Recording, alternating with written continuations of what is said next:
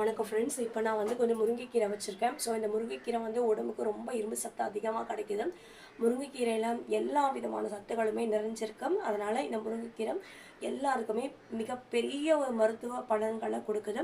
முருங்கைக்கீரையை தினமுமே நம்ம ஏதாவது உணவுகளில் நம்ம சாப்பிட்டு வந்தோம்னா நம்மளுடைய உடலில் எந்த விதமான நோய்களுமே இருக்காது. நோய் எதிர்ப்பு சக்தியும் நமக்கு நிறைய கிடைக்கும். ஸோ இப்போ இந்த முருங்கைக்கீரையை நான் வந்து சின்ன ஒரு கூட்டு மாதிரி பண்ண போகிறேன். இது ரொம்ப சிம்பிள் தான். என்ன பண்ணலான்னா ஃபஸ்ட்டு நான் கொஞ்சோண்டு துவரம் பருப்பு நான் எடுத்துக்கிறேன். நான் கொஞ்சம் தான் கீரை வச்சுருக்கேன். ஸோ அதனால் நான் ஒரு பிடி கொஞ்சம் தான் கொஞ்சோண்டு நான் போட்டுக்கிறேன். துவரம் பருப்பு பாருங்கள், துவரம் பருப்பு அதே மாதிரியே கொஞ்சோண்டு பைத்தம்பருப்பு இல்லை சிறு பருப்பு நம்ம இது வேணால் சொல்லலாம். ஸோ இதை போட்டுட்டேன். இதெல்லாம் நான் வாஷ் பண்ணிவிட்டேன். அதுக்கப்புறமா தக்காளி வெங்காயம் போட்டு கீரையும் நல்லா அலசி போட்டு நல்லா வேக வைக்கணும். அது எப்படின்றத நான் உங்களுக்கு சொல்கிறேன். நான் கழுவிட்டேன். ஒரு 4-5 வாட்டி நல்லா கழுவிட்டேன். அதுக்கு பிறகு நான் இந்த பருப்பில் நான் தண்ணி விடுறேன். தண்ணி வந்து கொஞ்சம் திட்டமாக ஊற்றிக்கோங்க. ஏன்னா நான் கட்டியாக கடைய போடுறதுனால ஒரு 4-5 கிளாஸ் பருப்பு வேகிற வரைக்கும் எனக்கு தண்ணி இருந்தால் போதும். அதுக்கப்புறம் கீரை வேகும் போது நம்ம வேணும்னா கொஞ்சம் நம்ம தண்ணி விட்டுக்கலாம். ஸோ இந்த தண்ணி எனக்கு திட்டமாக இருக்குது. இது பருப்பு வேகிறதுக்கு இந்த தண்ணி எனக்கு போதும். இதுக்கப்புறமா நம்ம கொஞ்சம் மஞ்சள் தூள் கொஞ்சம் மஞ்சள் தூளை போட்டுக்கோங்க. போட்டுட்டு அதுக்கப்புறமா ஒரு ஸ்பூன் நல்லெண்ணெய், எந்த எண்ணெய் இருக்கோ அந்த எண்ணெய் விட்டுக்கோங்க. நான் நல்லெண்ணெய் தான் யூஸ் பண்ணுவேன். நல்லெண்ணெய் தான் உடம்புக்கும் நல்லது. ஸோ இதை போட்டு இதை வந்து ஒரு 4 விசில் வர வரைக்கும் வேக வச்சுட்டு அதுக்கு பிறகு தான் நம்ம என்ன பண்ணணும்னா இதை வந்து தக்காளி வெங்காயம் அலசி வச்சுருக்க கீரை இதெல்லாம் போட்டு நம்ம வேக வச்சாலே கொதி வந்தாலே போதும். அது நம்மளுக்கு நல்லா வெந்து போயிடும். கல்சட்டை வச்சு கடைஞ்சிட்டோன்னா கீரை உண்மையிலே ரொம்ப நல்லாயிருக்கும். எங்கள் வீட்டிலலாம் நாங்களாம் வந்து அடுப்புலையே தான் பருப்பெல்லாம் வேக வைப்போம். சட்டியில் தான் வேக வைப்போம். சட்டியில் வந்து மீன் குழம்புக்கு தனியாக சட்டி விற்கும். அதே மாதிரி காரக்குழம்புக்கு அந்த மாதிரிலாம் சட்டி தனித்தனியாக விற்கும். அந்த மண்பாண்ட கடைகள்லாம் நீங்கள் போய் கேட்டிங்கனாலே இந்த கீரை கடையிறதுக்கு பருப்பு கடையிறதுக்குலாம் அவங்க எடுத்து கொடுப்பாங்க. நீங்கள் அந்த மாதிரி வாங்கிட்டு வந்து நீங்கள் செய்யுங்க. இப்போ நான் கூட சட்டியில் தான் நீங்கள் நிறைய பார்த்துருப்பீங்க. நான் கீரை கடையிறது எல்லாமே சட்டியில் தான் நான் கடைவேன். நல்லாயிருக்கும், டேஸ்ட்டாக இருக்கும். ஸோ இது நல்லா நான் மூடி போட்டு வேக வைக்கிறேன். அதுக்கு பிறகு இந்த முருங்கைக்கீரையை நல்லா ஒரு 2-3 வாட்டி வாஷ் பண்ணி எடுத்து வச்சுட்டேன். அதுக்கப்புறம் நம்ம எப்படி அதை போடுறன்றதை நீங்கள் பாருங்கள். பார்த்துட்டு நீங்களும் செய்யுங்க.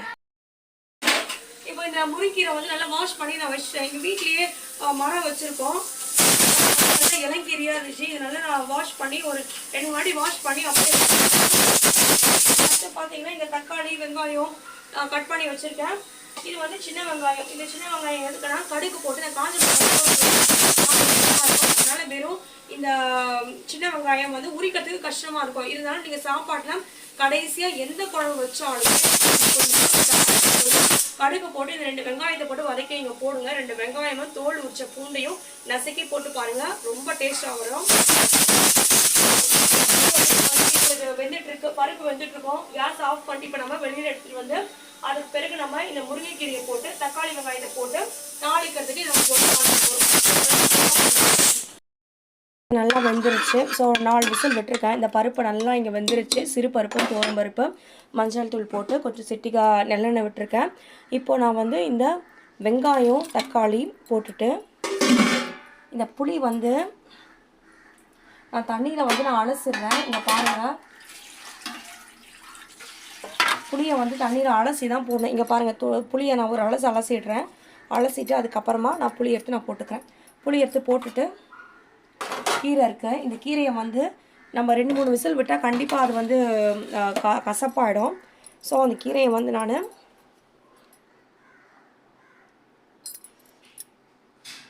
இந்த கீரையை வந்து நான் 2-3 வாட்டி நான் அலசிட்டேன். இதனால் நான் இன்னொரு வாட்டி நல்லா அலசி இந்த பருப்பில் நான் எடுத்து போட்டுக்கிறேன். முருங்கைக்கீரை உடம்புக்கு ரொம்ப நல்லது. போட்டு அதுவும் இந்த கீரை வந்து லைட் க்ரீனிஷில் இருந்துச்சு, ஒரு பேபி க்ரீன் மாதிரி. அவ்வளோ நல்லது உடம்புக்கு. எல்லா சத்துமே இருக்குது. நான்வெஜ்ஜில் இருக்கிற சத்தை விட நம்ம முருங்கைக்கீரைன்னு நிறைய சத்து இருக்குது. முக்கியமாக இந்த குழந்தைங்க வயசானவங்களுக்கு இதை கொடுத்தா ரொம்ப ரொம்ப நல்லது. முருங்கைக்கீரை நிறைய ரெசிபி பண்ணிகிட்ருக்குறாங்க. நீங்கள் அதை பார்த்தீங்கன்னா விடவே மாட்டீங்க. ஐயோ, நம்ம ஊர் கீரையில் இவ்வளோ இருக்கா அப்படின்னு சொல்லிட்டு. நீங்கள் நான்வெஜ்ஜு கூட நீங்கள் எவ்வளோ காசு கொடுத்து நீங்கள் வாங்கினீங்கன்னா கூட இந்த முருங்கைக்கீரையில் வந்து அவ்வளோ சத்து இருக்குது. நான் சொல்கிறது உண்மை தான். நீங்கள் வேணால் போயிட்டு யூடியூப்பில் சர்ச் பண்ணி பாருங்கள், கூகுளில் பாருங்கள், எல்லாருமே சொல்லுவாங்க. ஸோ இதை நான் போட்டேன். இதுக்கப்புறம் நான் கொஞ்சோண்டு எங்கள் வீட்டில் காரம் என்ன வேணா இதோ இங்கே இருக்கவா எடுத்துக்கோ, இங்கே இருக்க எங்கள் வீட்டில் வந்து காரம் ரொம்ப கம்மியாக தான் சாப்பிடுவோம். நான் ஒரு சிட்டிக்கு ஒரு 1/4 ஸ்பூன் போட்டிருக்கேன். 1/4 ஸ்பூன் போட்டிருக்கேன். உப்பு வந்து எப்போவுமே கல் உப்பு போட்டால் நல்லாயிருக்கும். ஏமா இது இவ்வளோ டைட்டாக இருக்கே, ஏமா இது அதான் பண்ணி வச்சுருக்கோம் தெரியலையே கடவுளே. எப்போவுமே வந்து சாப்பாட்டுக்கு வந்து கல் உப்பு, குழம்புக்கு எதுக்காக இருந்தாலும் கல் உப்பு போடுங்க. ஏன்னா வந்து தூள் உப்பு போடாதீங்க, அது டேஸ்ட்டே கண்டிப்பாக வேறு மாதிரி வரும். ஸோ இந்த கீரையை பாருங்கள் எப்படி இருக்குன்னு. இது நல்லா இப்போ வந்து வேகணும். இப்போ வந்து ஒரு 5 to 10 மினிட்ஸ்க்கு இது நீங்கள் வதக்கினா இது போதும். என்ன பண்ணுறது, பேசிகிட்டே இருக்காங்க, என்னத்தை பண்ணுறது. சுத்தமாக ஒரு வீடியோ கூட பண்ணி கூட போட முடியாது. இந்த கீரை வந்து இது நல்லா இது வேகட்டும். இது நல்லா இது கீரை பார்க்கறதுக்கு தான் நிறைய இருக்க மாதிரி இருக்கும், அப்படி இருக்காதானா. இது வந்து வெந்த பிறகு இது கீரை வந்து ரொம்ப கம்மியாயிடும். சூடோடு எடுத்து கடைஞ்சாதான் கடைய முடியும். ஆறி போச்சுன்னா கடையிறது ரொம்ப ரொம்ப கஷ்டமாக இருக்கும். நீங்கள் அதே மாதிரி நீங்கள் செய்யுங்க. இது அப்படியே போட்டு அப்படியே எப்போவுமே கீரையை வந்து தட்டு போட்டு மூடி வேக வைக்கக்கூடாது, அப்படியே வேகட்டும். இந்த கீரை வந்து எப்படி இருக்கு பாருங்க. நீங்கள் தட்டு போட்டு மூடி வச்சிங்கன்னா கண்டிப்பாக இந்த கீரை வந்து உங்களுக்கு டார்க்காக ஆகிடும். எப்படின்னா மறுத்து போனால் எப்படி இருக்கும் அந்த மாதிரி ஆகிடும். அதனால தான் நீங்கள் கீரையை வந்து எப்போவுமே நீங்கள் மூடி போட்டு வேக வைக்கக்கூடாது. கீரையை மூடி போட்டு வேக வைக்கக்கூடாது. இப்படியே திறந்த மாதிரியே வேக வைங்க. அது ஒன்றும் பெருசாக உங்களுக்கு கேஸ் எல்லாம் ஒன்றும் ஆகிடாது. இது அப்படியே திறந்த மாதிரியே வேக வச்சு இன்னும் ஒரு 5 நிமிஷத்துலேருந்து 10 நிமிஷத்துக்குள்ளே இந்த கீரை நல்லா வெந்து போயிடும். நல்லா வெந்துட்டோன்னே கல் சட்டியும் மத்தையும் நல்லா ஒரு தடவை கழுவிட்டு சூட்லேயே நல்லா கடைஞ்சோம்னா சூப்பராக கீரை அவ்வளோ வாசனையாக இருக்கும். இப்போ நம்ம அதுக்கு அடுத்து இப்போ நம்ம தாளிச்சிக்கலாம். பார்த்தீங்கன்னா இந்த கீரை வந்து நல்லா இந்த க்ரீனிஷ் கலரில் இருக்குது. இந்த கீரை இது நல்லா இப்படியே இப்போ நான் இதில் வந்து கீரையை பருப்பை நல்லா வேக வச்சுட்டு தக்காளி வெங்காயம் வேக வச்ச பிறகு தான் போட்டிருக்கேன். அது கூட கொஞ்சம் மிளகாத்தூள் உப்பு போட்டு இந்த கீரையை போட்டு நல்லா இது வேகட்டும். மூடி போட வேண்டாம், மூடாமலே வேகட்டும். மூடி போட்டிங்கன்னா கலர் கண்டிப்பாக மாறி போயிடும். அது மட்டும் இல்லை, நம்மளுக்கு அந்த ஃப்ரெஷ்னஸ் வந்து கிடைக்காது. இது நல்லா வேகட்டும். வெந்த பிறகு நம்ம எடுத்து கடைய போகிறோம். அதுக்கு முன்னாடி நம்ம இப்போ என்ன பண்ண போகிறோம்னா கடைஞ்சி முடித்த பிறகு நம்ம கொஞ்சம் சின்ன வெங்காயம் வச்சுருக்கேன், ரொம்ப டேஸ்ட்டாக இருக்கும். கொஞ்சம் பூண்டை போட்டு கடுகு போட்டு தாளிக்க போகிறேன். உங்களுக்கு வேணும்னா நீங்கள் மிளகா போட்டுக்கோங்க. நாங்கள் மிளகா யூஸ் பண்ணுறது கிடையாது, ஏன்னா எங்களுக்கு வந்து காரம் வந்து அதிகமாக சேர்த்துக்கக்கூடாதுன்றதுனால. உங்களுக்கு வேணும்னா நீங்கள் மிளகா போட்டுக்கோங்க. இது வந்து நல்லா வெந்துருச்சு. இப்போ நான் மூடி போடவே இல்லை, ஒரு 5 நிமிஷம் தான் ஆச்சு. இந்த கலர் பாருங்கள், அந்த கலர் நல்லா இது இப்படி வந்துச்சுன்னா கீரை நல்லா மசிஞ்சிடும், நல்லா வெந்துருச்சுன்னு அர்த்தம். இதை நீங்கள் கொதிக்க வந்து அப்படியே போட்டு நீங்கள் தான் கடையணும். உடனே கடைய ஆரம்பிக்கணும். இல்லாட்டி அது கொஞ்சம் நேரம் கழித்து கடைஞ்சோன்னா ஒரு மாதிரி மறுத்து போன மாதிரி ஆகிடும் கீரை. அந்த டேஸ்ட்டே வந்து போயிடும். இப்போ நான் கடையிறேன் பாருங்கள், எப்படி இருக்கும் நீங்களே பாருங்கள். கடாயில் வந்து நம்ம அப்புறம் கொஞ்சம் நேரம் கழித்து நம்ம தாளிச்சிக்கலாம்.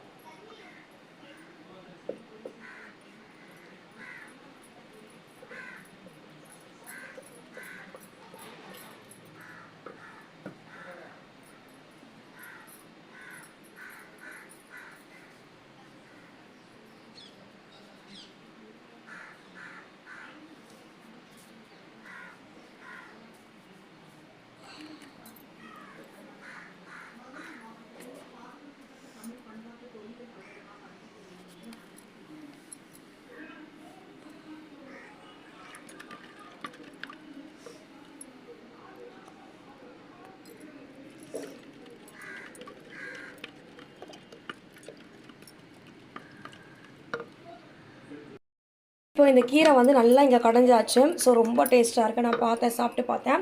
ஸோ இப்போ நான் வந்து கடாய் வச்சுருக்கேன். ஸோ கடாயில் கொஞ்சோண்டு எண்ணெய் தாளிக்கிறதுக்கு மட்டும், கொஞ்சம் கடுகு பொரியறதுக்கு மட்டும் எண்ணெய் விட்டால் போதும். ரொம்ப எண்ணெய் வேண்டாம். எண்ணெய் ஒரு 1/4 ஸ்பூனு, கொஞ்சம் கடுகு. எண்ணெய் நல்லா காஞ்சிச்சுன்னா கண்டிப்பாக கடுகு உடனே பொரிய ஆரம்பிச்சிடும். இந்த மாதிரி தான். எனக்கு மிளகா வந்து வேண்டாம். ஏன்னா ஒரு 1/4 ஸ்பூன் மிளகாத்தூள் வந்து நான் கீரையிலேயே சேர்த்துட்டேன். உங்கள் வீட்டுக்கு காரம் வேணும்னா நீங்கள் அதை போட்டுக்கோங்க. உங்கள் இஷ்டம் தான். வேணும்னா இப்போது கொஞ்சோண்டு பூண்டு வந்து தோல் எடுத்துட்டேன். நான் தோல் எடுக்காத போட்டால் வாயில் கண்டிப்பாக மாட்டோம், நல்லா இருக்காது. ஸோ பூண்டு வந்து நல்லா வதங்க ஆரம்பிச்சிருச்சு. இது கூட கொஞ்சம் சிட்டிக்காய் வந்து இதை போட்டுக்கோங்க. கொஞ்சம் பெருங்காயத்தூள் போட்டுக்கோங்க. போட்டுட்டு நான் சின்ன வெங்காயம் கொஞ்சம் ஊற்றி வச்சுருக்கேன். வேலைலாம் கொஞ்சம் அதிகமாக வைப்போம். இதில் கூட சின்ன வெங்காயம் வதங்கிடுச்சுன்னா ரொம்ப டேஸ்ட்டாக இருக்கும். இதில் கொட்டி நம்ம சாப்பிட்றதுக்கு நல்லா அப்படியே வதக்குங்க. நல்லா வந்து நான் கடைசியாக ரெடி பண்ணி நான் வச்சுட்டேன். இங்கே கீரை ரெடியாக இருக்கேன். கீரை வந்து இங்கே நான் ரெடி பண்ணி நான் இங்கே வச்சுட்டேன். ஸோ இங்கே வந்து நான் சின்ன வெங்காயம், கடுகு, பூண்டெல்லாம் போட்டு நல்லா இதை வதக்கிட்டுருக்கேன். நல்லா வாசனையாக வருது, நல்லாயிருக்கும். இதை நீங்கள் போட்டு இந்த மாதிரி செஞ்சு சாப்பிட்டீங்கன்னா.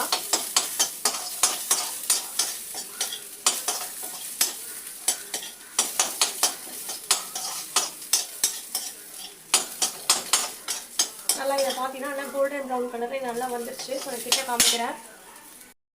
கோல்டன் ப்ரௌன் கலரில் வந்துருச்சு இது. ஸோ இதை தூக்கி அப்படியே நம்ம வச்சுருக்கோம்ல கீரை, அதே மாதிரி இந்த தோலெல்லாம் நான் வச்சுருக்கேன் பார்த்தீங்களா, இந்த தோலெல்லாம் எடுத்து செடிக்கு போட்டுருங்க, ரொம்ப நல்லது. ஸோ அதுக்கு தான் நான் எடுத்து வச்சுருக்கேன். இப்போ நான் கேஸை ஆஃப் பண்ணிவிட்டு இப்போ நான் வதக்கி வச்சுருக்கேன் இல்லையா, இதெல்லாம் தூக்கி அப்படியே இதில் போட்டுற வேண்டியது தான்.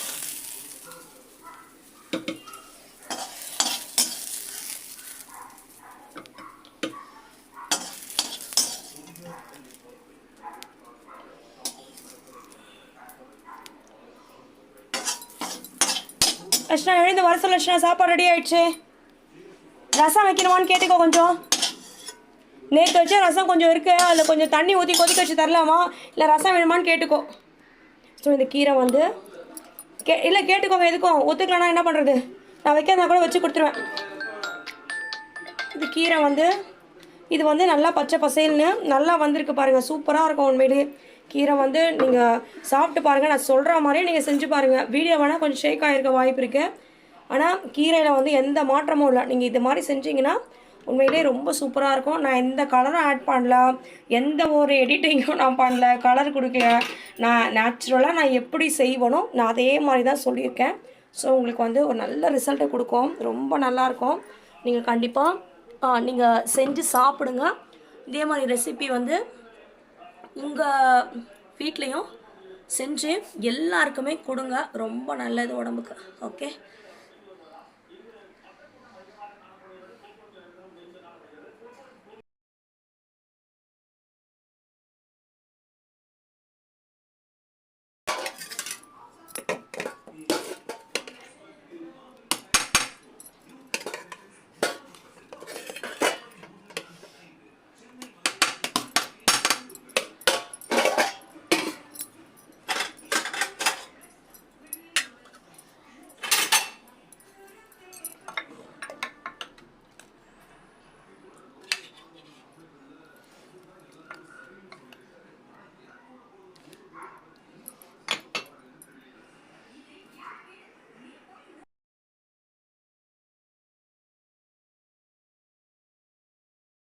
கொஞ்சம் ரசம் வந்து கூட வச்சுக்கோங்க. ரசம் பாருங்கள் கொதிக்க இருக்குது.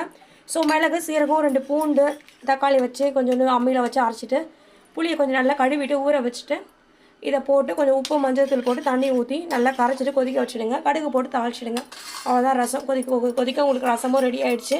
எப்போவுமே எந்த சாப்பாடு செஞ்சாலுமே உங்களுக்கு ரசம் வந்து ஒரு கூட இருக்கிறது வந்து ரொம்ப நல்லது. ஏன்னா ஜீரண சக்தி ஆகிடும், உடம்புக்கும் ரொம்ப நல்லது. Friends, thank you. Have a great day.